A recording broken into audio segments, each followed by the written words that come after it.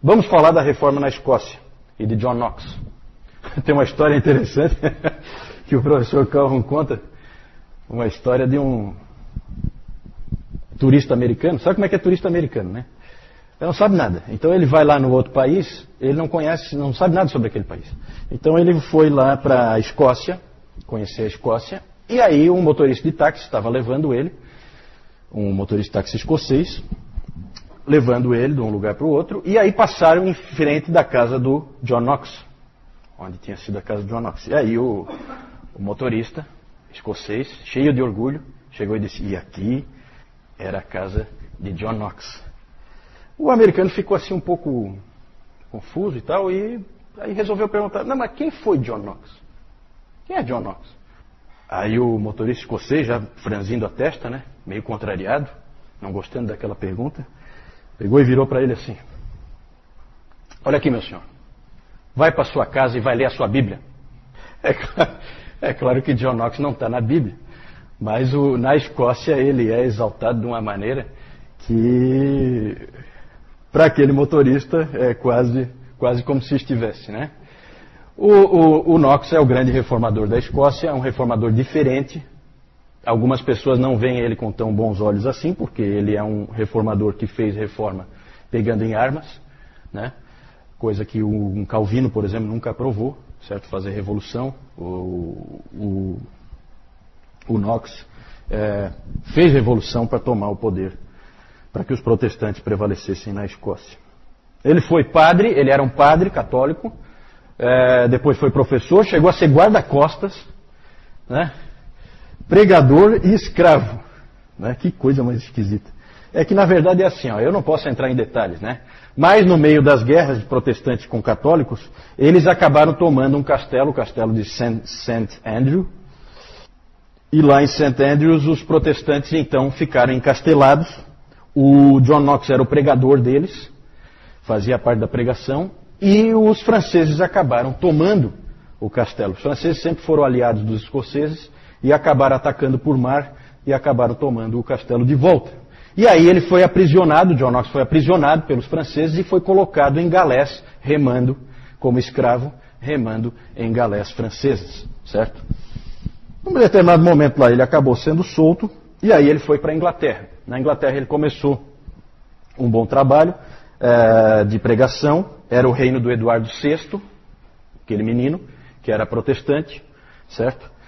E ali então havia espaço para exercer um ministério lá. O problema é que não durou muito. Por quê? Porque Eduardo VI morreu com 16 anos e assumiu a Maria a Sanguinária. E aí ele fugiu. Foi para o continente e lá ele foi viver em Frankfurt, na Alemanha. Lá em Frankfurt tinha uma colônia de ingleses por causa dessa perseguição toda. E lá houve uma controvérsia entre o John Knox e o Richard Cox, que o Lloyd Jones explora bastante naquela preleção que ele fez em 1972, eu acho, que ele fez uma preleção que o título era assim, John Knox, o primeiro puritano, certo? Por causa do espírito. E aí ele fala dessa controvérsia que houve em Frankfurt. Ali começa o espírito do puritanismo. Depois eu vou falar um pouquinho mais sobre isso.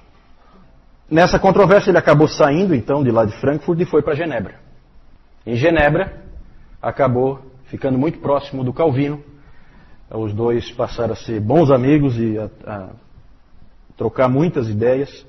E o Knox aprendendo muita coisa com o Calvino. O Knox chegou a dizer que a Academia de Genebra, ele disse assim sobre a Academia de Genebra, é a mais perfeita escola de Cristo que já existiu sobre a Terra. Coloquei ali, né? Então, de fato, aquilo que eu falei no domingo passado, a influência de Genebra sobre toda a reforma é gigantesca, né? E Deus usa a providência, porque Ele faz os caras caírem lá. Por causa de uma perseguição aqui, uma perseguição ali, todo mundo foge e vai para Genebra aprender. E um passa para o outro, não, lá é o lugar onde você aprende. E assim ia. Mas o amor dele mesmo era pela terra dele, a Escócia. É dele a famosa frase, dá-me a Escócia se não morro. Né? Em que ele usou a expressão de Raquel, né? Dá-me filho, se não morro.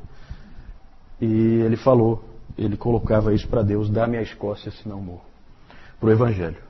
Voltou à Escócia em 1559, já não era mais tão jovem, né? Ele já tinha o quê? 45, né? 45 anos, quando voltou para a Escócia. E lá, então, ele foi um reformador e um pregador. Ele escreveu junto com outros 5 Joões, viu, João? Porque ele é João, né? Então era ele, João, e mais outros 5 Joões. Porque, olha, o que tem de João na história da igreja não é pouca coisa. Os próprios papas, né? A gente estava comentando esses dias, João 23, né? É muito papa, né? Então é muito João. Então esses 6 Joões, vamos dizer assim, juntos escreveram a Confissão de Fé Escocesa de 1560. Eles escreveram, é impressionante, eles escreveram em 5 dias a confissão. Os 6 sentaram ali, em 5 dias estava escrita a confissão. É umas coisas assim que são impressionantes. Também escreveu, depois mais tarde os escoceses usaram a Confissão de Fé de Westminster, mas agregaram nessa Confissão Escocesa, não excluíram, mantiveram as duas lado a lado. Escreveu também o Knox, o primeiro livro de disciplina da igreja, então ele organizou a igreja escocesa, né? Era um modelo em que a teologia era calvinista e o modelo eclesiástico é o modelo presbiteriano, certo? Quando se fala em modelo presbiteriano, é Escócia, certo? É a Escócia. Os presbiterianos gostam muito de dizer que é o Calvino e tal, né? Mas todo o modelo completo nunca foi desenvolvido em Genebra, até porque lá é uma cidade. Não tem como você desenvolver toda a estrutura do presbiterianismo numa cidade, certo? Quem, na verdade, desenvolveu a estrutura do presbiterianismo foi John Knox, junto com seus companheiros. Então, presbiterianismo é Escócia. E aí tem muitas histórias bacanas aí, eu não tenho tempo de ficar falando sobre isso, a gente precisa tocar, né? Mas é muito bacana o que John Knox e os reformadores fizeram com a Escócia. A Escócia era o país mais pobre da Europa e se tornou um celeiro de grandes gênios da humanidade, né, a partir da reforma. Porque o Knox tinha uma preocupação muito grande em fornecer educação para todos. Então, de cara, houve esse trabalho de educação. Eles cuidavam também dos pobres. O Knox sempre insistia que o alívio do sofrimento dos pobres e um sistema de educação universal eram responsabilidade da igreja. Isso ele tinha em mente. E então eles trabalharam nessa direção. E em algumas poucas gerações, então, esse país se tornou um dos grandes países do mundo.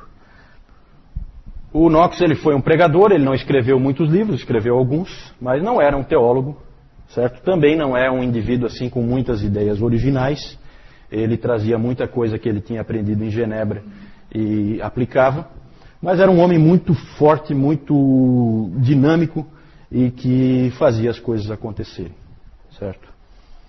Ele é famoso por ter enfrentado várias vezes a rainha Maria dos escoceses, não confunda com Maria Sanguinária, certo? Hoje em dia se cria assim um clima, porque o pessoal não gosta dos protestantes, então se cria um clima, John Knox, o homem que fazia a rainha chorar, sabe? Querendo dar assim um sentimentalismo bobo, né? Aquela rainha ali é como qualquer rainha, sabe? Se ela não vai com a cara do Valdir, o Valdir está morto. Não tem esse sentimentalismo bobo, certo? É que o Knox ia em cima dela e cobrava. Na verdade, ela foi uma rainha que veio ser rainha num país protestante, sendo católica. E para o John Knox, apesar dela ter uma missa só para ela lá no castelo, para o John Knox não podia haver uma missa no território escocês. Aquilo incomodava ele profundamente. Então, o fato de ter uma missa lá no castelo da rainha era o suficiente para incomodá-lo, né? E realmente o Knox fazia ela tremer, né? Alguns dizem até que John Knox é o pai da democracia, né? Porque ele chegou para a rainha uma vez, numa dessas discussões, e a rainha perguntou, o que você anda dizendo sobre mim lá nas suas pregações? Aí ele falou, vá até lá e escute o que eu estou pregando. E aí a rainha fez aquela famosa frase, né, mais ou menos, né? Quem você pensa que você é? dando a entender, né, que você não é um nobre, não é um duque, não é um conde, não é nada, e você vem aqui. Aí ele falou assim, o John Knox, ele falou assim, ó, eu sou um cidadão da Escócia. É isso que eu sou, né? Como qualquer outro cidadão.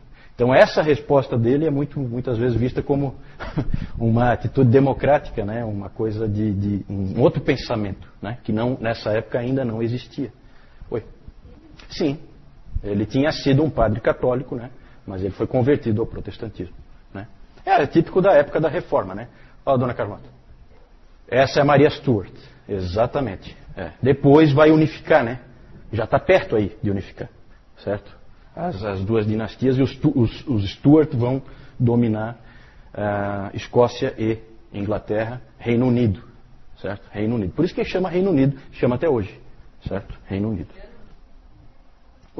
Já falei, né? O Dr. Lloyd Jones, em 1972, fez uma palestra na Conferência Westminster. Está aqui nesse livro, né? Do Puritano, Suas Origens e Seus Sucessores, em que ele deu o título de John Knox, o fundador do puritanismo. Isso. Aí então o Muro da Reforma, já mostrei outra vez o Muro da Reforma em Genebra. Esse Muro da Reforma foi construído com doações de calvinistas do mundo inteiro, certo? Ele foi construído em Genebra, é um grande monumento que tem lá. E bem no centro tem esses 4 homens aí, que eu já falei da outra vez. É o Farel, Calvino, o Beza, Theodore Beza, e ali o John Knox, certo? Então os 4 ficam no centro. Depois eu vou mostrar uma outra foto, porque ele é bem comprido esse muro. E aí eu vou mostrar que tem mais gente no muro. Mas esses 4 são os 4 centrais, tá? No Muro da Reforma. Então uma foto de John Knox, e ali ele pregando, né? Esse quadro aí é famoso porque dá a impressão de que ele vai sair voando em cima do público. Aí não dá para ver muito bem, né? Mas é porque ele era realmente um pregador fervente, certo?